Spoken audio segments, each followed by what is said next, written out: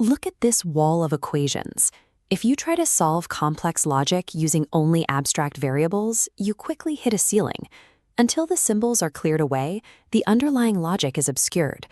Holding multiple overlapping conditions in your head requires significant mental effort, as raw algebraic symbols provide no spatial anchor for the data. There is a way to bypass that mental load by mapping out complex interacting datasets as physical shapes. Venn diagrams serve as a formal visual language for set theory, translating the relationships between groups into geometric territories. This system allows us to take abstract rules and project them into a space we can see and navigate. Once you can navigate these territories, you've stopped trying to memorize equations and begin to actively architect information. To draw this map, you first establish a definitive border. This rectangle represents the universal set, denoted by the letter U. It contains every data point relevant to the scenario we are analyzing. Inside this universe, we plot our specific sets, circle A and circle B. Where they cross their borders, they establish a shared territory. This absolute outer boundary and these internal zones provide the necessary context to measure how these two groups interact. Now that the map is drawn, we can manipulate these boundaries using specific spatial operations.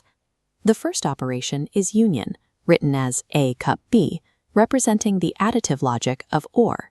It merges set A and set B into one unified footprint. Our second tool is intersection, A cap B. It strips away outer territories, satisfying the logic of AND. The intersection identifies the specific coordinates where the requirements for both set A and set B are met at the same time. Using these additive tools, you can toggle your perspective between the total reach of a group and its strictest common requirements. Other problems require the opposite approach, stripping away shared data to find what is exclusive to a single group. This is the difference operation, A minus B, the spatial application of subtraction. Starting with set A, we slice out any data point that also belongs to set B. The remaining crescent pulls away, leaving only what is unique to the first set. This resulting shape represents a state of isolation, data that meets the criteria for A and only A. The difference operation allows you to filter out shared characteristics, leaving behind only the most specific, non-overlapping data.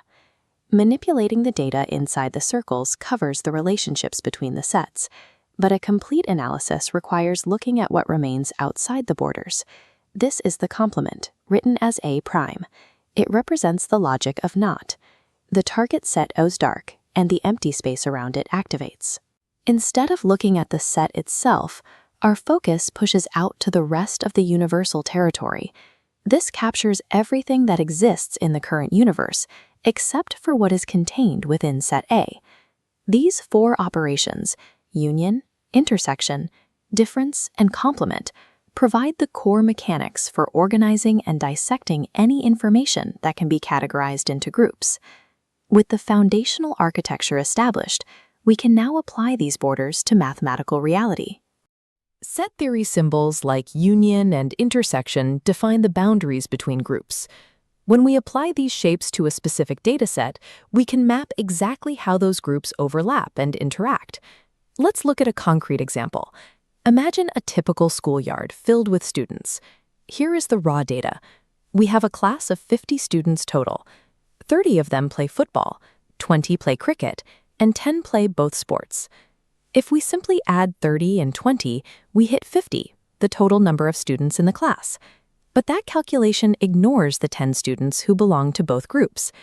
To see the actual distribution, we have to map the data visually. This diagram represents our map. The rectangle is the universal set, our class of 50.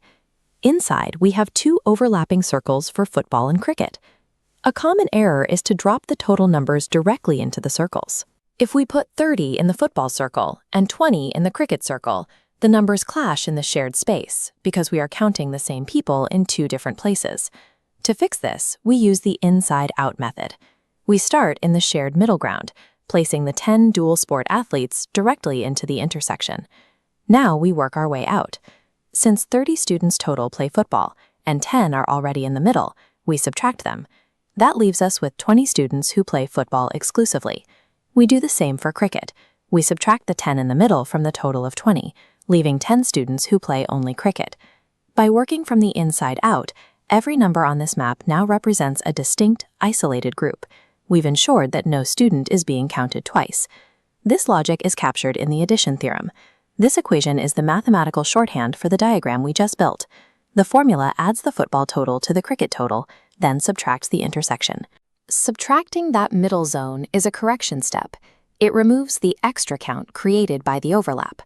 When we use our numbers, 30 plus 20 minus 10, we find that the union of our two sets is 40 students.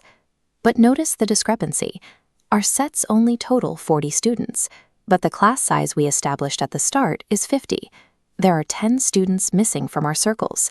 Take a look at the map and see if you can spot where they belong. These 10 students exist in the complement, the space inside the rectangle but outside the circles. This shows that the union of two groups isn't always the same as the universal set. Now that we've seen the components, let's look at the rules that apply to any dataset. First, build your diagrams from the inside out.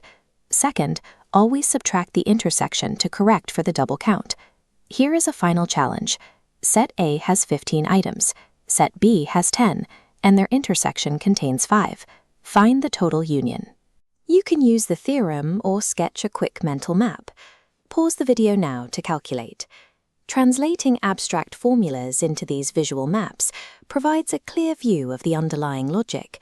Once the diagram is filled, the solution to the problem is visible directly on the page. Hit subscribe to simplify your syllabus. And turn on notifications so you never miss a splash.